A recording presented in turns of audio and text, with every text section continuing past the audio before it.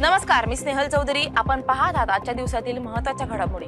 चला तर मग सुरुवात करूयात आजच्या मुख्य बातम्यांपासून. कोयना धरण परिसरात सोमवारी रात्री 9 वाजता भूकंपाचा सौम्य धक्का जाणवला. त्याची तीव्रता रिश्टर स्केलवर 3.4 इतकी नोंदवली गेली. या भूकंपाचा केंद्रबिंदू कोयना खोऱ्यातील हेळवाक गावापासून 6 किलोमीटर अंतरावर होता. बाबूपेठ परिसरात धारदार हत्यार घेऊन दहशत माजवणारा 19 वर्षीय हरी गोस्वामी शहर पोलिसांच्या ताब्यात. तलवार, कोयता, लोखंडी हत्यार व चाकूसह 5,000चा मुद्देमाल जप्त. पुढील तपास निरीक्षक रामटेके यांच्या मार्गदर्शनाखाली सुरू. भरधाव वेगात असलेल्या ट्रकच्या धडकेत दुचाकीवरील दोघांचा मृत्यू तर एक जण गंभीर जखमी झाल्याची घटना चंद्रपूर जिल्ह्यातील गोंड पिंपरी मार्गावरील जुना सुर्ला येथे घडली. अपघातात सारंग गंडाटे आणि प्रियांशु गंडाटे मृतकांचं नाव.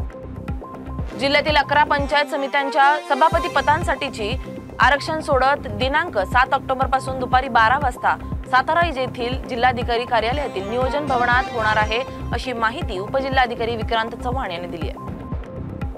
कराड येथे राष्ट्रीय स्वयंसेवक संघ आयोजित पथसंचलन वृंदावन सिटी मलकापूर ते ओम लॉन्स टाके वस्तीपर्यंत उत्साहवर्धक वातावरण झाले. या पथसंचलनात कराड दक्षिणचे आमदार अतुल भोसले यांनी सहभाग घेतला.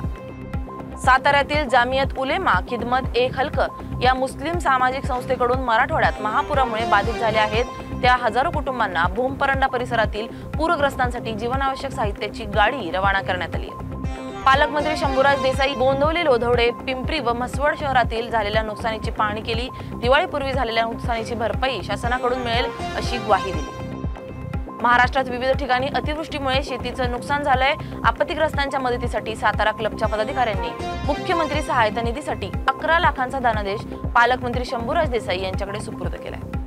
परंडा तालुक्यातील हिंगणगाव खुर्द येथील पुराच्या पाण्यात वाहून जाऊन मयत झालेली व्यक्ती विलास अंबादास गायकवाड यांच्या कुटुंबास प्रशासनाच्या हस्ते 4 लाख रुपयांची मदत सुपूर्द.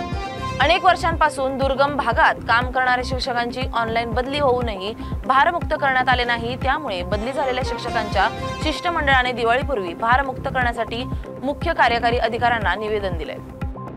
डहाणू व तलासरी तालुक्यात पूर परिस्थिती नुकसानग्रस्तांना आमदार विनोद निकोले यांच्याकडून एक हात मदतीचा म्हणून धान्याचे किट वाटप करण्यात आले. कालपासून नाशिकमध्ये पावसाने विश्रांती घेतल्यानंतर गोदावरी नदीचा पूर देखील आता ओसरायला सुरुवात झाली असून आता गंगापूर धरणातून फक्त 1450 क्युसेकचा विसर्ग करण्यात आलाय.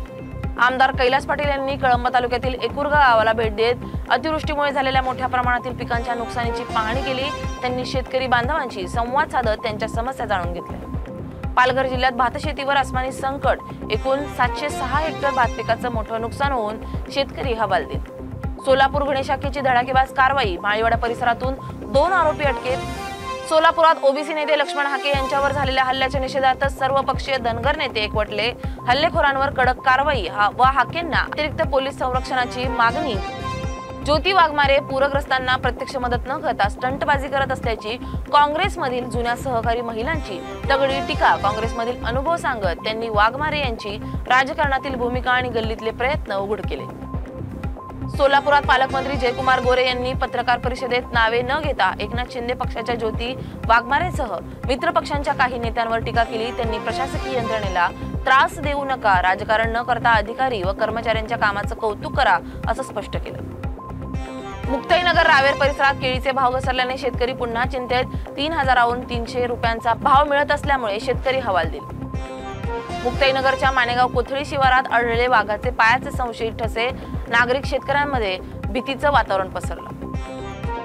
भुसावळच्या दीपनगर येथे मुख्य अभियंता यांच्या विरोधात विल्हाळा ग्रामस्थांचा आक्रमक पवित्रा. लोक संघर्ष मोर्चाच्या नेतृत्वात बेमुदत धरणे आंदोलन.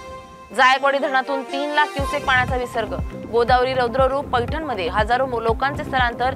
189 मंडळांतर्गत 3800 गावांमध्ये अतिवृष्टीचा फटका. शेतशिवार जलमय. रत्नागिरीमध्ये मुसळधार पावसामुळे जिल्ह्यात जनजीवन विस्कळीत. पावसाचा मुक्काम 2 ऑक्टोबर पर्यंत वाढणार. मच्छीमारांना खोल समुद्रात मासेमारी टाळण्याचं आवाहन. छत्रपती संभाजीनगरातील पंचतारांकित उद्योग नगरीस मिळणार गती. औरिक शेंद्रा इंटरचेंजचे लोकार्पण औद्योगिक मंत्री उदय सामंत, मंत्री अतुल सावे आणि खासदार भागवतजी कराड यांच्या हस्ते संपन्न.